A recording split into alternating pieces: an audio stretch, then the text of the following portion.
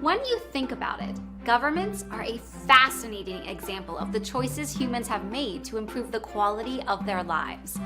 It is believed that governments first evolved when people discovered they could protect themselves from one another and from the threat of outside groups if everyone within their group chose to allow one or a few of them more power than the rest.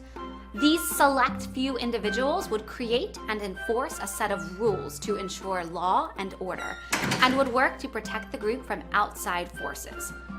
Since that time, what constitutes more power than the rest has been a grand experiment, to say the least. Amongst the hundreds of attempted governments, a handful have risen up to make a lasting impact on our world, some with more success than others. Monarchy, democracy, dictatorship. Let's see how they work. What is a dictatorship and how does it work? The next form of government on our list is the dictatorship. In a dictatorship, one person has absolute power with no constitutional restraints. They answer to no one, as their power is unlimited and uncontrolled. This might sound familiar, as a true monarchy operates much in the same way. However, there is one fundamental difference between a dictatorship and a monarchy, and it is usually a violent one.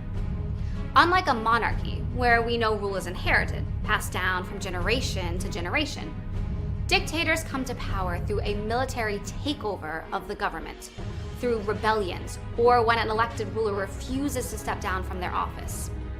Imagine for a moment what would happen if one day the mayor of your town decided not to leave after someone else was elected to do his or her job. And then imagine if that same mayor gathered together an army and decided he or she would not only refuse to step down from their elected office, but also make all the decisions affecting people's lives, regardless of existing governmental rules and regulations or the will of the people. As strange as it may sound, that is just what dictators do. One of the most famous examples of dictators in history is the ancient Roman ruler Julius Caesar.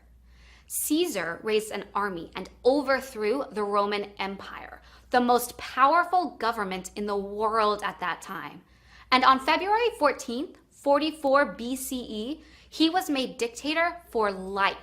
And to give you a little idea how much power a dictator can have, even though Caesar was assassinated just 1 month later, in 42 BCE, the Roman Senate declared him a god in the Roman religion.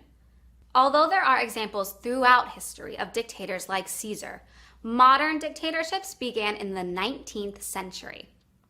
As a number of countries in Latin America were freed from Spanish colonial rule, various self-proclaimed leaders rose up, raised private armies, and then marched on governments now weakened by no longer having the military support of Spain behind them. Antonio López de Santa Anna in Mexico and Juan Manuel de Rosas in Argentina are just two examples of men who became dictators in the Americas. But it wasn't until the 20th century that dictatorship came to serious national prominence. Adolf Hitler's Nazi Germany, Benito Mussolini's Italy, and Joseph Stalin's Soviet Union all came to power in the first half of the 20th century, and they were responsible for the deaths of millions of people. The devastation they caused was so overwhelming that it is still difficult to calculate. In the mid-20th century, Mao Zedong, another dictator, unified China and is directly and indirectly thought to have been responsible for the death of between 40 and 70 million people. In the last 15 years, while they were alive, Muammar Gaddafi from Libya and Saddam Hussein from Iraq were both considered dictators. And today, China, North Korea, and Cuba are just 3 of the estimated 50 governments in the world ruled by a dictatorship. Let's review. Question 1. In a dictatorship, the ruler or dictator A. shares governing responsibility with a parliament. B, answers to no one. Their power is unlimited and uncontrolled. C, only has total power in Eastern European principalities. D, none of the above. The answer is B. A dictator answers to no one, and their power is unlimited and uncontrolled. Question number 2. True or false? Not only was Julius Caesar appointed dictator for life by the Roman Senate, after his death, they declared him a god in the Roman religion. The answer is true. The Roman Senate declared Julius Caesar dictator for life in 44 BCE and a god in the Roman religion in 42 BCE. Question number 3. How many countries are currently considered to be ruled by a dictatorship? Is it A, 15, B, 25, C, 50, D, 65? The answer is C. China, North Korea, and Cuba are just 3 of the estimated 50 governments in the world considered to be ruled by a dictatorship. I'm in charge now, and I'm going to tell you what to do. Okay, maybe not, but if you would kindly listen for a minute as I explain dictatorships, that would be great. A dictatorship is a form of government in which all the power lies within one person. Some power can be shared with others close to the dictator, but the overwhelming majority of power resides with that one person. Dictatorships are notorious for being scary, evil, and dangerous, but they still exist today. If it sounds like a monarchy, that's because the two forms of government have a lot of similarities. However, there are some characteristics that set the two forms of government apart. Dictators tend to take power and not let go. They don't look out for their people's best interests, whereas a monarch does, or at least is supposed to. A dictator may claim that's what they're doing, but their actions usually tell the truth. In fact, they usually take a different title because they don't like being called a dictator. One of the most well-known examples of this being in World War II, when German dictator Adolf Hitler was referred to as the Führer, meaning guide or leader. Hitler ordered the murders of millions of Jews, including citizens of his own country. Living in a dictatorship doesn't sound pleasant, so you may be wondering, how do they start and how do they stick around? There are plenty of ways dictators have risen to power, but a large number of them result from violence, taking advantage of a need for change in the country. In times of need, countries will sometimes give up authority to a singular leader for a time in order to settle a problem quickly. While it may have been the intention to be temporary, dictators can take advantage of this power in certain instances and hold on to it. Dictators hold on to their power by suppressing their people. They limit rights and only allow people to have information that they want them to know. This can include propaganda. Propaganda is any misleading information that's used to promote a political cause or view. This can be anything from lies about a country's well-being to fictional stories about a dictator and their supposed greatness. Because of these reasons, it can become confusing when a country is truly a dictatorship. Normally, outside countries will be the ones to label nations as dictatorships because of the lack of influence dictators have on citizens other than their own. Some of the most notable dictatorships have sprouted up in just the last 100 years. During and after World War II, the world couldn't help but focus on the cruel and unbelievably tragic dictatorships of Germany and Russia. Germany was controlled by the Nazi Party, led by the aforementioned Adolf Hitler, and Russia was at the time known as the Soviet Union and controlled by Joseph Stalin. Numerous crimes against humanity occurred under both men's lead, and yet many were still led to believe that they were each great leaders who would bring prosperity to their respective countries. Still today, dictatorships continue to rule over various nations without truly being recognized as one. Some use different labels, such as communist state, to distinguish themselves from being a dictatorship. As history shows with all forms of government, it's important to be aware of government officials and know when they have abused their power. What is a monarchy and how does it work? The most ancient form of governance that we know of is the monarchy. In a true monarchy, a single person rules the entire country, and that authority is generally inherited. Their titles may vary, but the most common associated with a monarchy are king, queen, emperor, or empress. Evidence has been found that identifies monarchies going back as far as 3150 BC with King Narmer in Egypt. That's over 5,000 years ago.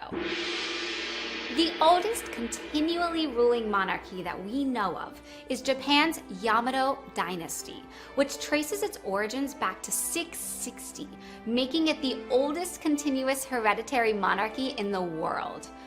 Emperor Akihito has reigned there since 1989 and is thought to be the 125th emperor in his line. Monarchs are rarely ever elected, especially in the modern world. Instead, it is heredity that most often determines who will be the new ruler, as the title is passed from father, the king or mother, the queen, to a son or daughter, the prince or princess. For example, when Queen Elizabeth II of the United Kingdom dies, her son Charles, Prince of Wales, will inherit the throne. His oldest son, Prince William, Duke of Cambridge, is the next in line after Prince Charles. Although the responsibilities of today's monarchy differ from country to country, the way those responsibilities are decided on tend to fall into one of two categories: absolute monarchies and constitutional monarchies. In an absolute monarchy, also known as a despotic monarchy, the king, queen, emperor, or empress has unlimited power and authority within the country he or she rules. All decisions affecting the country are determined solely by the ruler.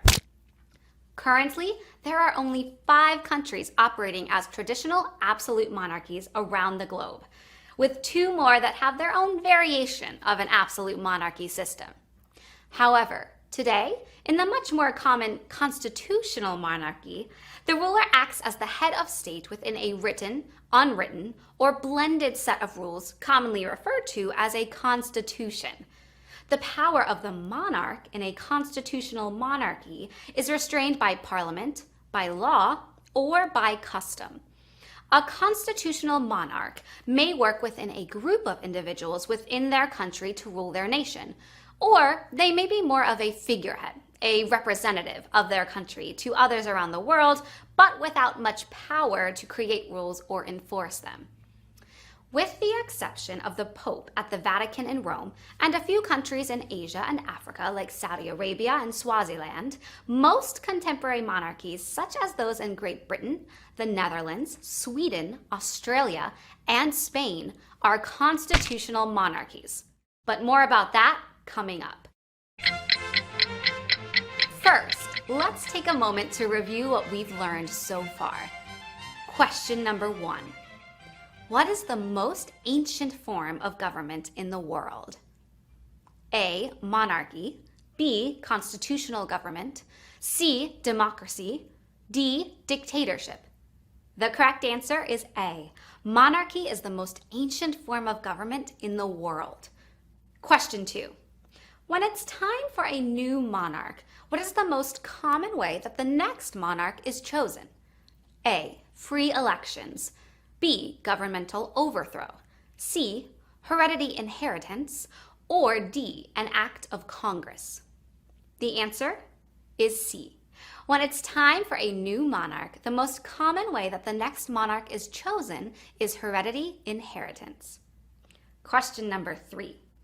Which of the following countries' government is not an example of a monarchy? A. The Pope's rule at the Vatican. B. Saudi Arabia. C. Great Britain. D. Switzerland. The correct answer is D. The country's government that is not an example of a monarchy is Switzerland, which is a federal republic. Make way for His Majesty the King. Your wish is my command, Your Royal Highness. You may hear phrases like this in a country led by a monarchy. In a monarchy, a king or a queen rules and makes all major decisions. The power of the kingdom is inherited and generally passes to the firstborn child. When you think of a country being led by a queen, what's the first country that comes to your mind? Could it be, maybe England? Yep, England. England has a monarchy, and the head of the state is Queen Elizabeth II. However, her actual power is mostly symbolic, and despite all the glitz and glamour and pomp and drama of the royal family, the real power of England lies in its parliamentary democracy, a prime minister. And the parliament is made up of the House of Lords and House of Commons. These are the guys that really hammer out the legislation and laws. The people of the United Kingdom enjoy a high degree of liberty and freedom. An example of an absolute monarchy would be the Kingdom of Saudi Arabia, ruled by King Salman, and his word, as it complies with the religion of Islam, is the law. And the people have very little or no influence or vote or voice in how the country is governed. As with many countries ruled under a monarchy, the royal family lives a life of luxury, while much of the rest of the country lives in poverty.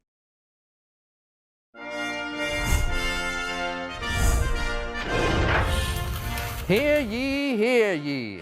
By decree of Her Majesty Queen Newscat, I will now explain to you monarchies. That's a fitting way to start talking about kings and queens, right?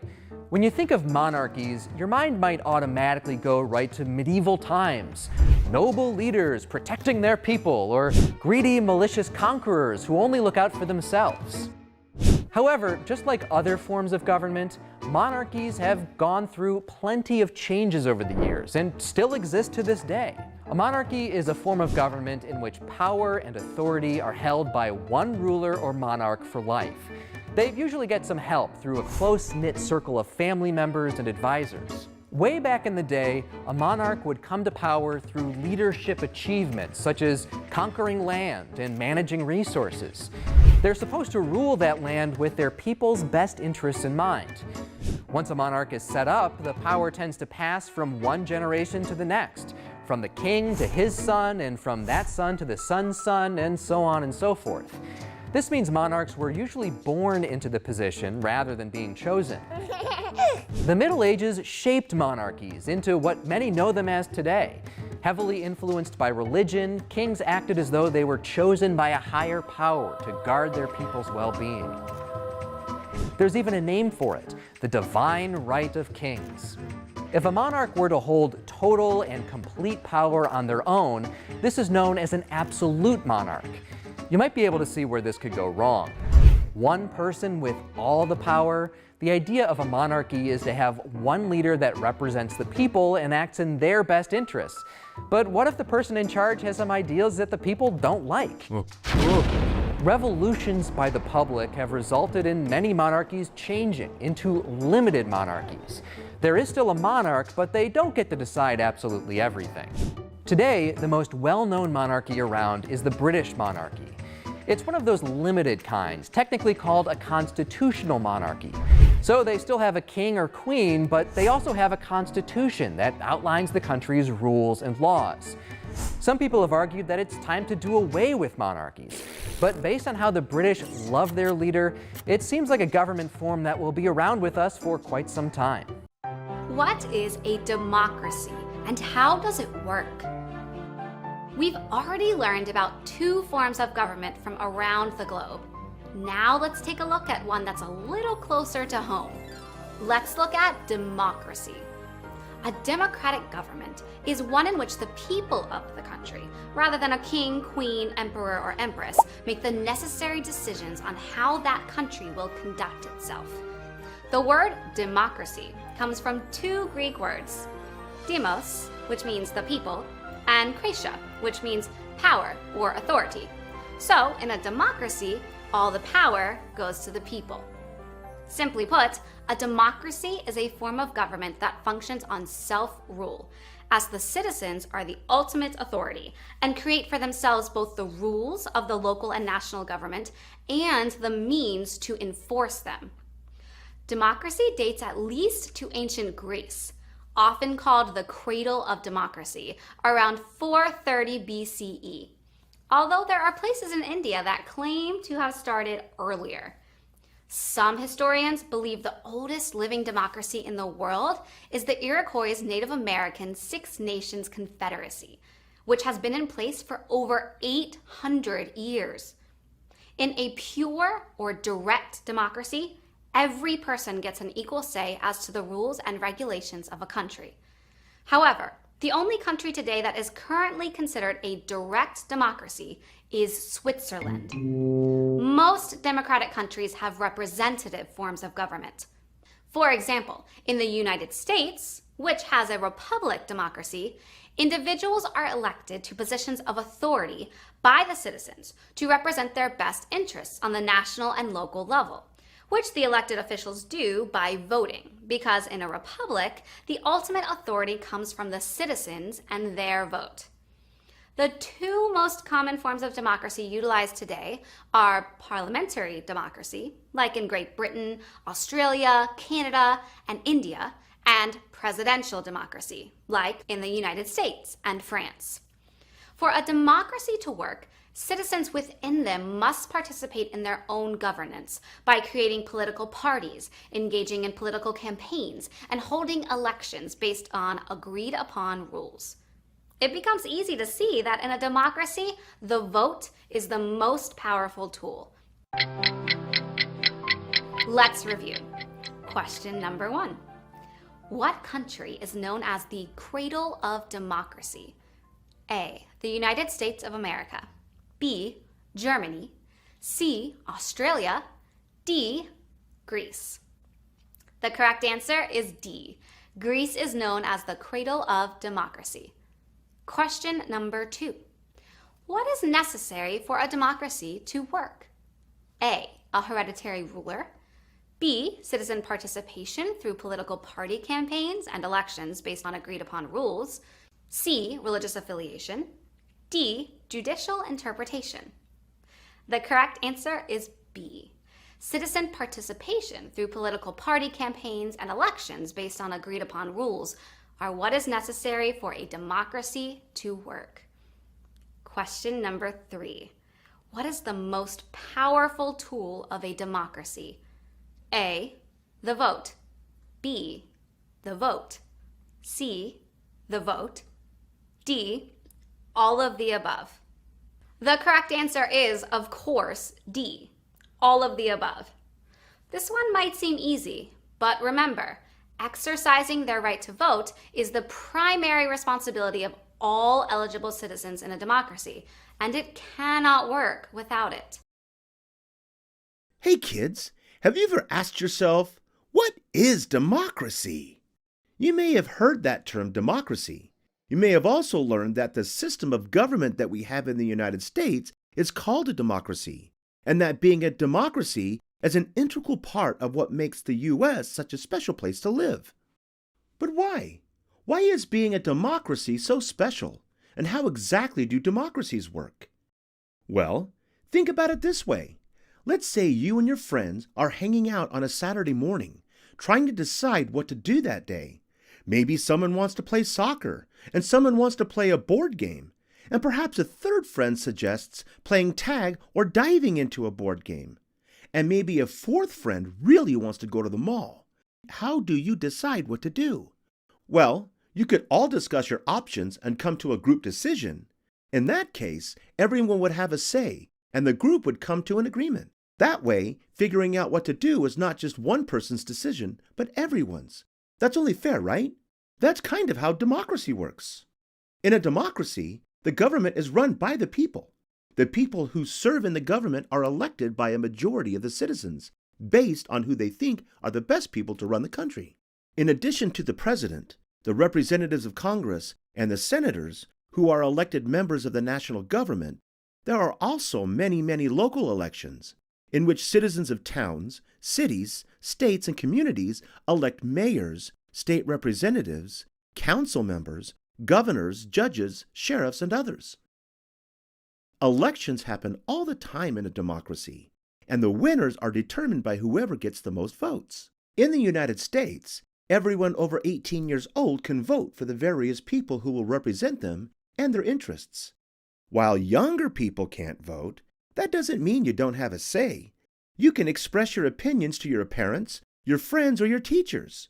You can go to community events if there's something that you want to be changed or fixed. You can write letters to your representatives. You can protest in the streets for things you're passionate about. There are lots of things you can do. Just like everyone around you, in a democracy, you have free speech and can express your point of view so that people running for office can take into account what's important to you and those around you. Democracy can be best summed up in the phrase, one person, one vote, meaning that everyone's vote is as important as everyone else's. These days, with so many people, direct democracy is much more difficult. Can you imagine getting all 150 million people to vote at the same time for every little decision that needs to be made about the country? That would be almost impossible. This form of democracy is also sometimes called a democratic republic. In this type of government, people elect representatives that have the same opinions that they do in hopes that their interests will be reflected in the decisions made. The United States is a democratic republic. We elect people to vote on our behalf in Congress. So, what are some of the other common characteristics of democracies? In all democracies, there are free elections. This means everyone gets a secret vote, meaning they're free to vote for whoever or whatever is on the ballot, or even write someone else in, without interference from elected officials. In the United States, you must be 18 years old to vote. Most democracies also have term limits, meaning someone can't rule forever. The U.S. president can only serve for 2 terms. In some states, there are other rules about how long people can serve. Also, in a healthy democracy, every elected official is bound by something called checks and balances, meaning they can't abuse power because others in the government are making sure they don't. Finally, every democracy is made up of citizens. For a democracy to thrive and be successful, the citizens who live there must be willing to do their part, which means they get involved, speak out, and most importantly, vote. They need to know who they're voting for, understand the issues, and voice their opinions. In this way, whatever is in the best interest of the people will be reflected in the people elected. So, in summary, why is democracy so great? Generally, people who live in a democracy have more freedom and rights than in countries that are not democracies. People in democracies usually have a higher standard of living, are better protected, and have the type of society they prefer. Of course, not everyone will always be happy with the decisions made in a democracy, and it's up to everyone to continue to try to improve the society by being informed and voting for the people they think will serve them best. When an election rolls around, people get a new chance to vote for the people they want to lead the country. Nobody should take democracy for granted. There are always some people who would prefer to have all the power for themselves. It's up to all of us, including you, to make sure democracy thrives, remains healthy, and continues long into the future.